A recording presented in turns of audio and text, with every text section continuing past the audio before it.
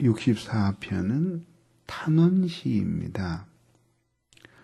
하나님 앞에 올리는 간절한 탄원으로 이루어져 있는 시입니다. 시인은 1절에서 근심으로 가득 찰 때 하나님 앞에 기도를 올리고 있습니다. 이 근심이라고 하는 것은 마음에 밀려오는 염려죠. 현재적으로 그리고 또 앞으로 무엇인가 자기를 둘러싼 삶의 질서가 자기가 원하는 대로 펼쳐지지 않는 것에 대한 두려움, 걱정, 이런 것들로 가득 차 있는 상태를 보여주는 것입니다.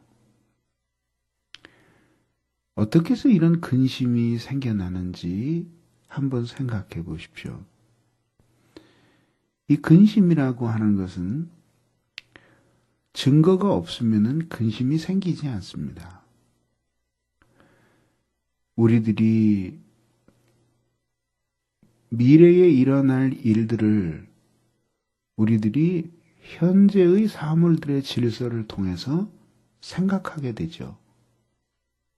눈에 비치는 모든 환경과 모든 것들은 우리의 마음속에서 해석되어지고 해석되어질 때 우리가 그것을 비관적인 방향으로 해석을 하거나 또 올바로 해석을 했다고 하더라도 그 결과가 나쁠 것으로 기대가 될 때 그때 우리의 마음속에는 근심이 생겨나게 됩니다.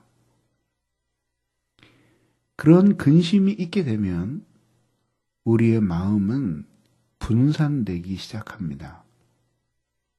그래서 우리들이 근심으로 가득하게 되면 일이 손에 잡히질 않고 공부를 해도 거기에 집중할 수 없고 또 우리가 사람들과의 관계도 올바르게 이어갈 수 없을 정도로 그렇게 지장을 받게 되는 것이죠. 그것이 바로 우리의 근심이에요. 이런 근심이 오늘 시인의 표현에서는 소리를 들으시고 그랬으니까 근심을 하니까 많은 사람들에게 나는 근심한다고 공표하고 다닌다는 내용이라기보다는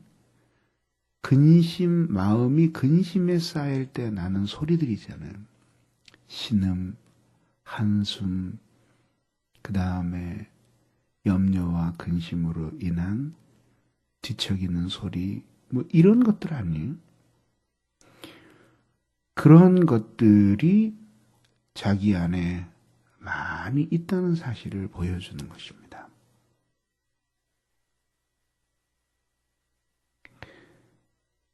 성도가 근심하는 것은 하나님 앞에 옳은 것이 아닙니다.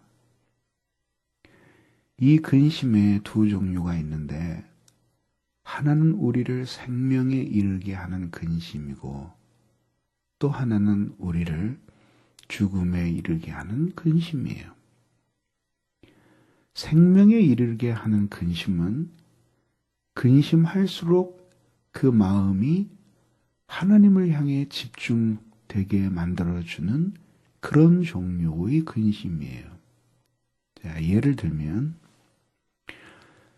하나님 앞에 자신이 온전하지 못하다는 각성에서 오는 근심, 이런 것들은 하나님을 주목하며 더 하나님께 은혜를 많이 받아서 하나님의 뜻대로 살고 싶다는 마음을 가져오겠죠? 자기가 아직 회심에 이르지 못했다고 하는 근심, 이런 것들은 주님께 집중하는 마음을 갖게 만들어서 어찌하든지 하나님 앞에 구원받아야 되겠다는 열망을 불러일으키겠죠? 주님께로부터 받은 사명을 온전히 감당하지 못한다는 데서 오는 마음의 근심, 이것은 하나님 앞에 이 사명을 온전히 감당하고 싶다는 아주 절실한 몸부림을 가져오겠죠? 이러한 모든 것들은 우리에게 아주 분명한 사실을 보여줍니다. 근심 중에 어떤 근심은 우리를 생명에 이르게 한다는 것이죠. 이런 근심 속에서 하나님을 더 의지하고 집중하게 되는 거예요. 이런 근심이 있을 때 우리의 기도는 불붙게 되는 것이죠. 두 번째로는 우리의 기도 중 죽음에 이르게 하는 근심이 있습니다. 이 근심은 근심할수록 마음이 나뉘어지고 흩어져서 하나님을 바라보던 그나마의 마음도 분산시켜버리는 것입니다. 이럴 때 우리는 이런 근심이 있을 때 하나님 앞에 기도할 수 없고 매달릴 수 없고 그렇게 되는 것이죠.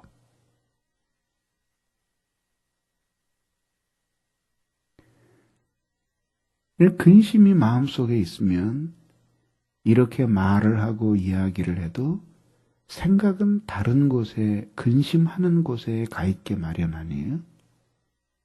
그러니까 이런 근심이 있으면 하나님을 섬기는 것도 사실은 단 마음으로 마음이 온전히 하나 되어서 하나님을 섬기기가 어려운 것이죠. 근심은 우리의 일생에 있어서 파도와 같아요. 그래서 끊임없이 이 파도를 넘어갑니다. 또 이 근심은 우리로 하여금 하나님을 의지하게 만들어줍니다. 그래서 오늘 시인이 무슨 일인지는 모르지만은 원수들로 인해서 깊이 근심하는 가운데 시인은 하나님 앞에 기도를 올리고 있는 것입니다. 그래서 마음의 근심이 쌓일 때 신자의 유일한 피난처는 하나님이에요. 그 하나님께 간절히 기도하는 것입니다. 그게 신자의 피난처예요. 그래서 오늘 이 시인은 가장 근심이 자신을 두르고 있을 그때에 하나님 앞에 근심하는 나의 소리를 들어달라고 하나님 앞에 탄원하고 있는 것입니다.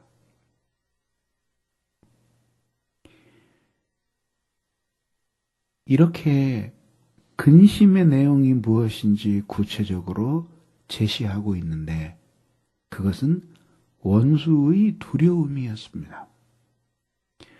원수들이 자기를 이길지도 모른다고 하는 큰 두려움 때문에 그는 근심하고 있습니다. 실제로 다윗은 힘없는 사람으로서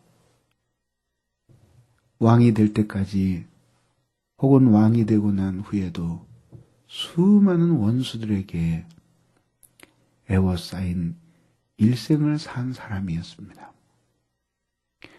사람의 이치로 보자면 벌써 죽었어야 될 사람이 그렇게 그 모든 원수들이 숲처럼 늘어서 있는 그 모든 상황들을 극복하고 그리고 하나님 앞에 이렇게 매달리며 아버지 앞에 신앙생활을 하게 되었습니다. 그것은 모두 이 시인이 이런 두려움 속에서 하나님을 의지했기 때문입니다. 그래서 근심과 원수의 두려움 속에서 오히려 이 시인은 하나님을 더 간절히 찾을 수 있었고, 그래서 그의 생애에 종종 다가왔던 이 큰 고난과 근심은 마음을 합하여 하나님을 바라보고 갈망하는 그런 중요한 도구가 되었던 것입니다. 그래서 하나님의 그 큰 사랑을 의지해서 매 순간 하나님께 간구함으로 그 근심과 두려움에서 벗어날 수가 있게 되었던 것이에요. 우리가 비록 하나님의 자녀이며 또 그 사랑을 받는 성도라고 할지라도 하나님은 눈에 보이는 분이 아니시고 이 세상은 우리의 눈에 잘 보입니다. 그래서 우리가 하나님의 말씀에 영향을 받고 신앙을 공고히 하기 전까지는 이렇게 이 세상에서 많은 사람들에게 에워싸일 때 우리는 늘 하나님 없이 이 세상에 고아처럼 버려진 사람인 것 같이 염려하고 근심하는 일들이 우리에게 일어날 수 있습니다. 염려와 근심은 마치 소용돌이처럼 우리의 생각과 정신을 빨려 들어가게 만듭니다. 큰 물이 휘돌며 소용돌이를 일으키고 한쪽으로 그 물을 빨아들이는 것처럼 우리의 의식과 정신과 모든 것들을 빨아들여서 그래서 그 염려하고 근심하는 것에 비범하게 집중하도록 만들어줍니다. 그래서 근심하는 마음으로는 하나님을 볼 수가 없는 것이에요.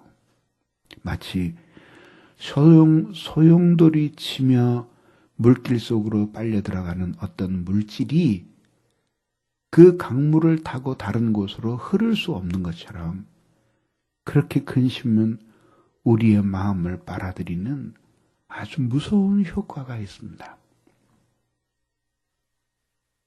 그래서 근심이 밀려올 때마다 우리는 우리의 마음을 잘 다스리며 하나님을 찾아야 될 때라고 자신을 타일러야 합니다. 염려가 엄습할 때마다 내가 하나님 의지하지 않고 교만할까 봐 이런 걱정과 염려를 주시는 것이다 생각하고 하나님을 더 많이 의지하는 성도들이 되어야 합니다. 기도하겠습니다.